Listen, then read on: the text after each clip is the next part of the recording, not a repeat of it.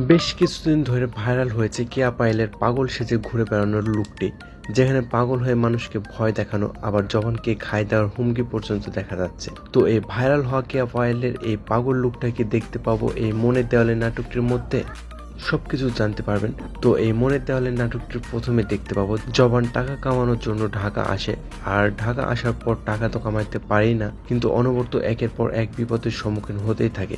Even এক সময় কোনো সন্ত্রাসী ছিনতাইকারী চক্করে তো সে তার চেহারাটাই হারিয়ে ফেলে, তার চেহারার মধ্যে অ্যাসিড ছুঁড়ে মারে আর সেখানে তার মুখ পুড়ে যায়। তবে মুখ পুড়ার আগে সে কেয়া পায়েলের প্রেমে পড়েছিল, আর তখন কেয়া পায়েলও সুস্থই ছিল।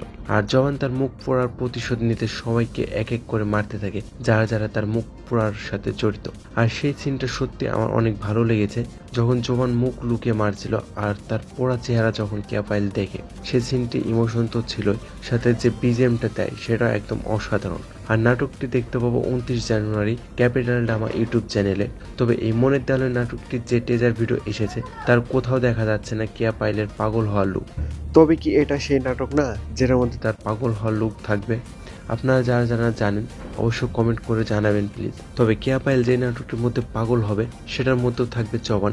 আর কেয়া পায়েলের এই পাগল সাজার লুকটি যে পরিমাণে ভাইরাল হয়েছে, তাহলে ভাবুন নাটকটি আসলে কি হবে। যদি নাটকটির গল্প সুন্দর হয় তাহলে ভিউজের বন্যা বয়ে দেবে নাটকটি। তো যাই হোক, কেউ যদি কেয়া পায়েলের এই পাগল হওয়ার নাটকটি সম্পর্কে কোনো তথ্য জেনে থাকেন তাহলে কমেন্টে জানিয়ে যাবেন। ধন্যবাদ।